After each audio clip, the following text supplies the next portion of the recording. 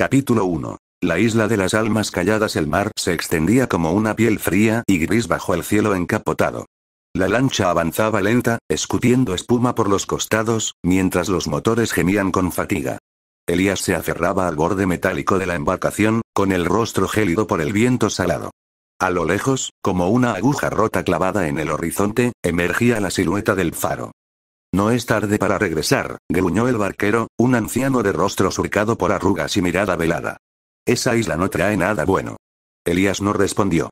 Había escuchado advertencias similares desde que aceptó el encargo. Restaurar un faro antiguo en la isla de las almas calladas, un pedazo de tierra olvidado por la historia, apenas registrado en mapas, habitado solo por gaviotas, lobos marinos, y silencio.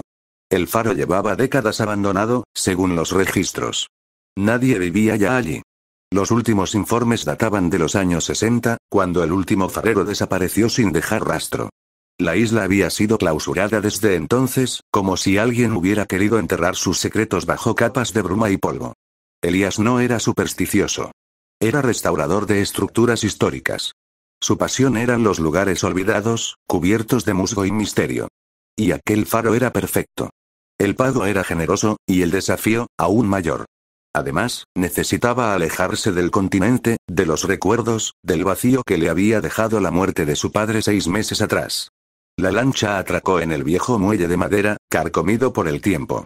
Elías descendió con su mochila, una maleta con herramientas, y su cuaderno de notas. El barquero no apagó el motor. «Vendré por ti en un mes, si el clima lo permite», dijo el anciano. «Pero si pasa algo, no me llames».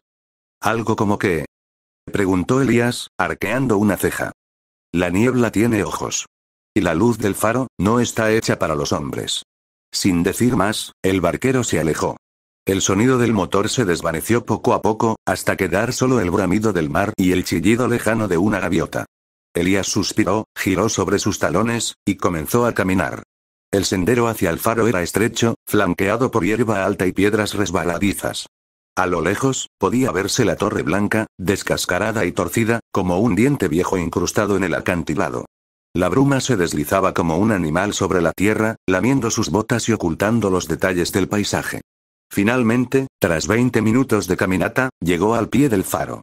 La puerta de hierro estaba oxidada, pero seguía cerrada con un candado colgante. Usó una palanca para romperlo. El sonido del metal cediendo resonó como un disparo. Dentro, el aire estaba cargado de humedad y sal. Olía a madera podrida, aceite viejo y algo más, algo dulzón, como flores marchitas. El primer nivel estaba cubierto de polvo, con muebles caídos y papeles dispersos. Una silla yacía tumbada frente a una chimenea apagada. Había una taza sobre una mesa redonda, como si alguien la hubiese dejado allí la tarde anterior. Pero todo llevaba décadas olvidado. Elías encendió una linterna y subió por la escalera en espiral. Cada peldaño crujía con dolor. En el segundo nivel encontró un dormitorio, pequeño, con una cama de hierro y sábanas amarillentas. En la pared colgaba un retrato de un hombre de barba espesa, ojos cansados, y uniforme de farero. El vidrio del marco estaba rajado. Elías tomó nota en su libreta. Estructura. Estable pero deteriorada. Muebles originales. Excelente para restauración. Notar presencia intacta de objetos personales, indicio de abandono abrupto. Volvió al primer nivel y se sentó un momento junto a la ventana. Afuera, la niebla se arremolinaba, como si respirara. El silencio era tan denso que podía escuchar su propia sangre en los oídos. Sacó de su mochila un termo con café. Bebió un sorbo y suspiró. Entonces lo vio. En el borde inferior de la pared del fondo, cerca de una estantería rota, sobresalía algo irregular entre los ladrillos.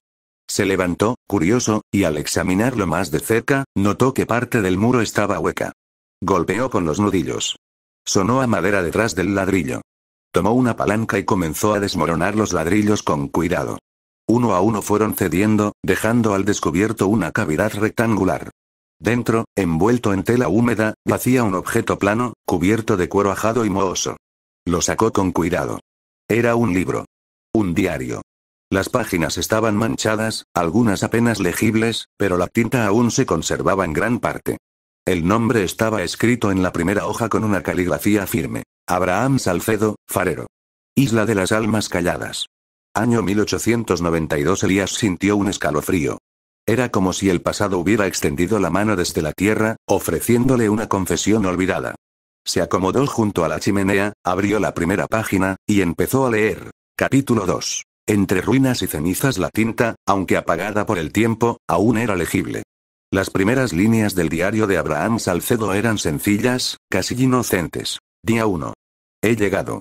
El viaje fue agotador, pero la vista desde aquí es imponente. El mar es infinito, y el viento no cesa nunca. Me han dicho que nadie vive en esta isla salvo las aves y los ecos. Tal vez eso es lo que necesito. Elías pasó el pulgar por la siguiente página, sintiendo como el papel crujía como piel seca. Su corazón latía con un ritmo extraño. Aquella voz del pasado lo había atrapado. Decidió que antes de seguir leyendo, debía explorar más el faro. Algo le decía que las palabras de Abraham no eran solo recuerdos, sino advertencias. Subió de nuevo por la escalera espiral, esta vez con más atención. El faro tenía 5 niveles. La base, el dormitorio, la antigua sala de radio, el almacén superior y finalmente, la linterna. En el tercer nivel, encontró lo que alguna vez fue la estación de comunicaciones. La radio, oxidada y cubierta de telarañas, descansaba sobre una mesa junto a una lámpara rota. Elías pasó los dedos por la superficie y descubrió algo curioso. Marcas recientes, como si alguien hubiese movido la radio hace poco. Pero eso era imposible, ¿no? Continuó subiendo. El cuarto nivel era un cuarto de almacenamiento con cajas, sogas, una capa impermeable y un viejo arcón cerrado. El aire allí era más frío. Las paredes sudaban humedad. Finalmente llegó a la cima. El habitáculo de la linterna estaba completamente rodeado por cristales sucios y quebrados. La lámpara estaba apagada, oxidada y rota. Elías observó el horizonte, pero la niebla cubría todo. El mar había desaparecido bajo la bruma, como si el mundo se hubiera terminado allí mismo. A lo lejos, entre la niebla, creyó ver un destello. Algo blanco, o quizá una figura. Parpadeó. No había nada. Bajó, un poco más rápido, inquieto por algo que no podía explicar. En el segundo nivel, el dormitorio, notó un detalle que antes había pasado por alto.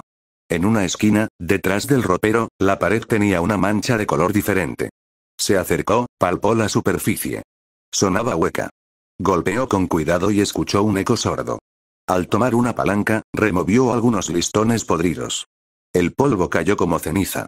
Detrás del panel, oculto entre las paredes, había un pequeño espacio de unos 2 metros de alto por 1 de ancho. No parecía una habitación, era más bien una celda. Adentro, había un catre viejo con correas en los extremos, como si alguien hubiera sido atado allí. Y en la pared del fondo, arañada hasta la piedra, había algo escrito con uñas o con metal. No apagues la luz. Elías retrocedió, con la boca seca. Tomó una foto con su celular, más por instinto que por razón, y cerró el compartimento. No sabía qué pensar. ¿Quién había sido encerrado allí? ¿Y por qué? ¿Acaso Abraham había perdido la razón? Con las manos temblorosas, volvió al primer nivel. Se sentó de nuevo junto al diario. Necesitaba respuestas. Volvió a leer. Día 11. Algo no está bien. El mar no se comporta como debería. Anoche, la lámpara parpadeó durante horas, aunque el aceite estaba lleno. Y oí algo. Como voces entre el viento. Al principio creí que eran gaviotas. Pero no. Alguien dijo mi nombre día 15. He comenzado a tener pesadillas. Siempre la misma. Estoy dentro del faro, pero la luz no enciende. La oscuridad se mueve. Sube por las escaleras como una marea viva. Cuando me alcanza, despierto con sabor a sal en la boca. Estoy empezando a creer que no estoy solo. Un golpe seco lo hizo alzar la cabeza. ¡Tum! Venía del piso de arriba. Algo, o alguien, había hecho crujir la madera. Elías se quedó quieto, conteniendo el aliento. El viento azotaba el faro, pero el sonido que escuchó fue claro, distinto.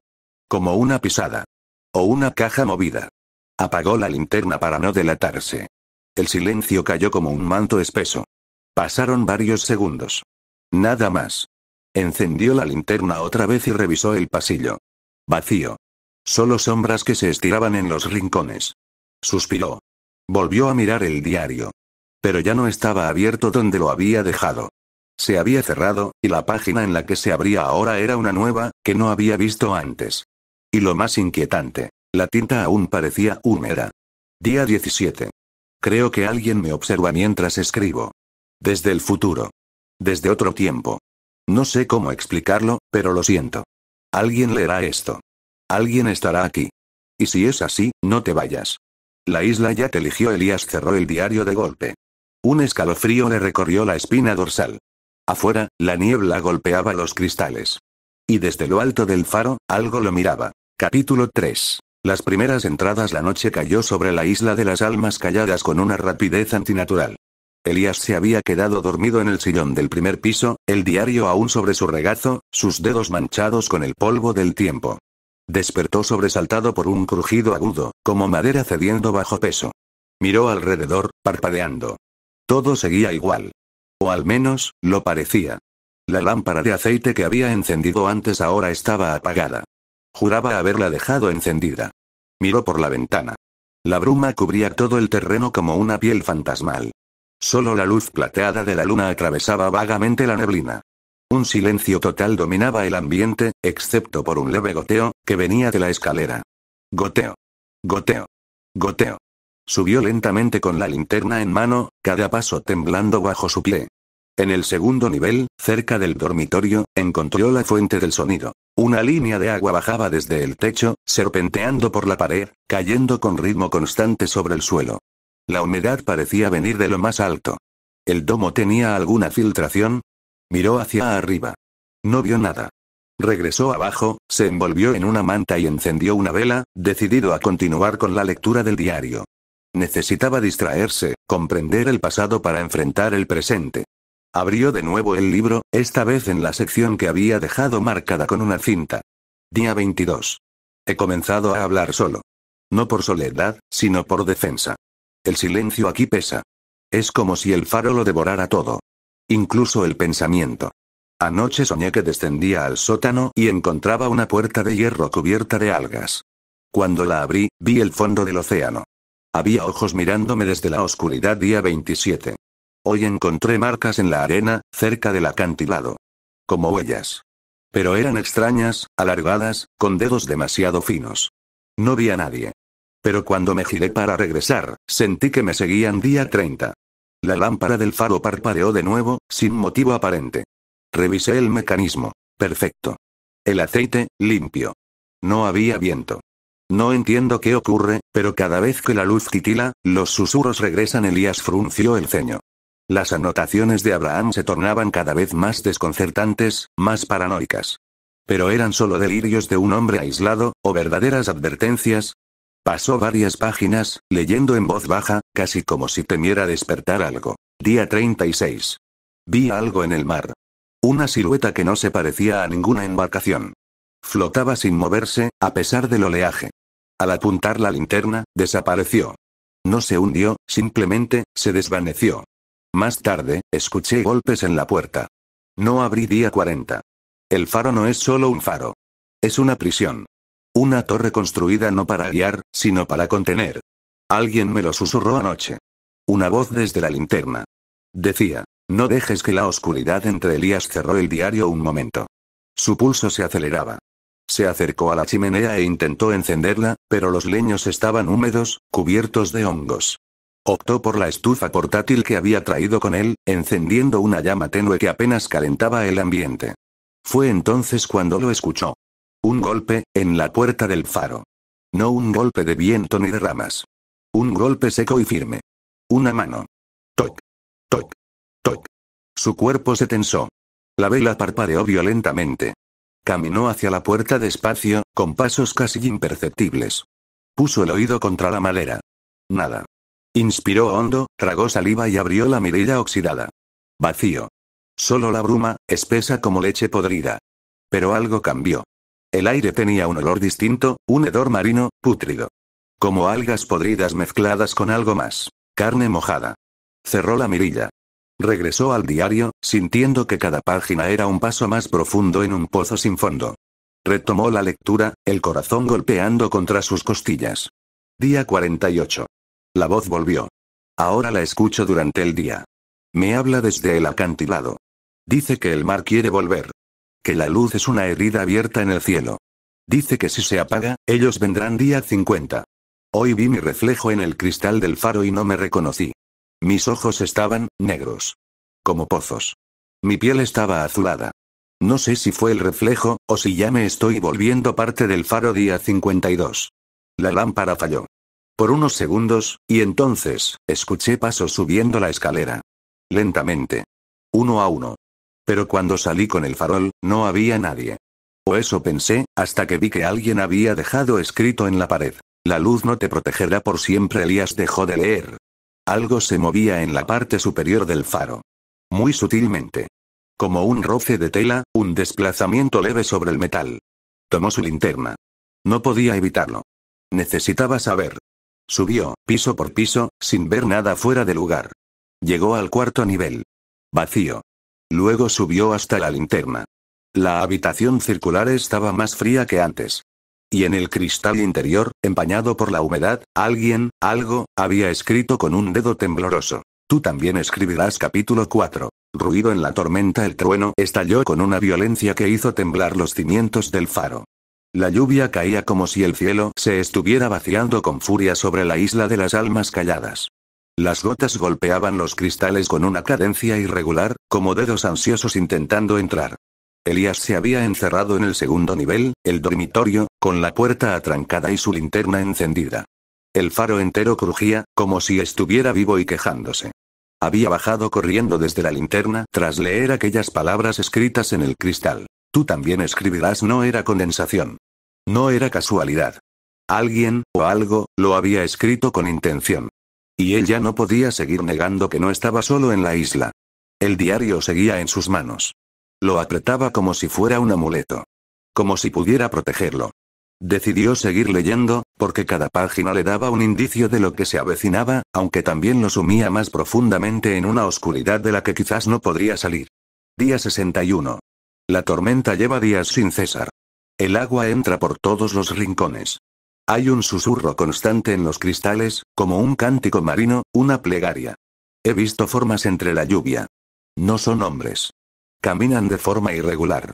Como si sus piernas no recordaran cómo moverse. Día 63. Ayer, algo tocó la linterna desde afuera. Estaba en lo alto. No hay forma de que alguien llegue ahí sin escalar, pero escuché el golpe, el roce. Vi una silueta con garras negras y húmedas. Dejaron una marca. Elías levantó la mirada. Su linterna iluminaba el cuarto a medias. A lo lejos, más allá de la ventana, el mar era una masa de sombras enloquecidas. El viento aullaba como una criatura enfurecida, y los rayos iluminaban brevemente el paisaje, revelando árboles retorcidos, rocas puntiagudas, y, por un segundo, juraría haber visto algo que se movía cerca del acantilado. Volvió al diario. Sus dedos temblaban, pero pasó la página. Día 65. Hoy la puerta se abrió sola. La luz del faro parpadeó durante minutos. Bajé corriendo con la lámpara de aceite y encontré todo cubierto de agua. En el comedor, había huellas mojadas. Como si alguien, algo, hubiera entrado. Dejaron una hoja de papel sobre mi mesa. Una frase escrita con tinta negra. El guardián debe ceder. Elías sintió un pinchazo en el pecho. Miró hacia su propia mesa, la del primer nivel. Se levantó, bajó lentamente, sin hacer ruido. Encendió otra vela, y al iluminar la superficie de la mesa, su estómago se contrajo. Allí, húmeda y pegada por el viento, había una hoja doblada en dos. No la había visto antes. Ni la había dejado ahí. Con dedos lentos y temerosos, la abrió. Solo tenía una frase. Es tu turno. Elías retrocedió. Cayó al suelo. El miedo lo atravesó como una descarga eléctrica. ¿Cómo sabían su nombre? Escuchó algo. No el viento. No la lluvia. Un murmullo. Venía de arriba. No, de más arriba. Desde la linterna. Subió, arrastrando los pies, su cuerpo temblando, su mente gritando que no lo hiciera. Peldaño por peldaño, ascendió. El murmullo se volvía más claro. No era una sola voz. Eran muchas. Como un coro de lamentos, de plegarias ahogadas en agua salada. Al llegar al último escalón, vio que la puerta circular estaba abierta. Juraría haberla cerrado. Entró. La linterna estaba apagada. Afuera, el mar rugía con rabia. Y entonces, lo vio. Una figura, parada frente al cristal, mirando hacia el horizonte. Alta, vestida con ropas antiguas, empapada de pies a cabeza. Su rostro no era visible, cubierto por la sombra. Pero Elías supo quién era. Abraham. El farero. ¿Eres tú?, preguntó, la voz apenas un susurro. La figura se giró lentamente. Los ojos eran pozos negros, sin fondo. No había ira, ni emoción. Solo vacío. De su boca salió una frase ahogada. La luz no debe apagarse, y luego desapareció, como si la lluvia lo hubiera borrado. Elías cayó de rodillas, jadeando. El aire era denso, irrespirable. Su linterna titiló una vez. Tos. Y se apagó. Todo quedó en oscuridad. En el mismo instante, el faro entero se estremeció, como si una fuerza descomunal hubiera descendido sobre él. Elías bajó como pudo, en la más absoluta penumbra, tropezando, cayendo, cortándose las manos. Llegó al primer piso. Encendió una vela con dificultad. Entonces lo vio. El diario estaba abierto en una nueva página. Pero esta vez, no había tinta. Había agua. Las palabras parecían escritas con sangre diluida, como si hubieran brotado del papel. Y decían: cuando la luz se apaga, los muertos caminan. Capítulo 5. La luz nunca debe apagarse. La vela temblaba como un corazón moribundo. Elías, cubierto de sudor, agua y sangre seca, no podía dejar de mirar esa última frase escrita en el diario. Cuando la luz se apaga, los muertos caminan. Las palabras parecían deslizarse, moverse lentamente sobre la página, como si fueran arrastradas por una corriente invisible. Una idea, brutal y urgente, se instaló en su mente. Debía encender la lámpara del faro. Ya. Subió corriendo por la espiral de hierro, ignorando los calambres en sus piernas. Al llegar al habitáculo de la linterna, abrió la compuerta del mecanismo principal. La lámpara estaba inerte, fría, silenciosa. Su estructura antigua funcionaba con aceite, pero el sistema había sido modificado décadas atrás para usar electricidad. Revisó los cables. Cortados. ¿Quién lo hizo? Susurró con voz temblorosa. Sabía que nadie había llegado a la isla, pero entonces, ¿cómo explicar las huellas, las frases, la figura? O quizás sí había alguien, algo, que siempre había estado ahí. Volvió al nivel inferior, rebuscó entre sus herramientas, sacó una batería de respaldo portátil y cables improvisados. Estaba desesperado, trabajando por instinto. Fuera, la tormenta aún rugía, pero algo había cambiado. Ya no era una tormenta común. El viento tenía un ritmo, como un aliento. Y el mar llamaba. Cada ola golpeaba la costa como un tambor lejano, preparando una llegada. Subió de nuevo, conectó los cables a la lámpara, y la luz no encendió. «Vamos», gritó, golpeando la carcasa metálica. «Enciéndete». Una chispa saltó. Un zumbido. Luego, un destello. Y por fin, la linterna encendió. La poderosa luz giró lentamente, iluminando la isla.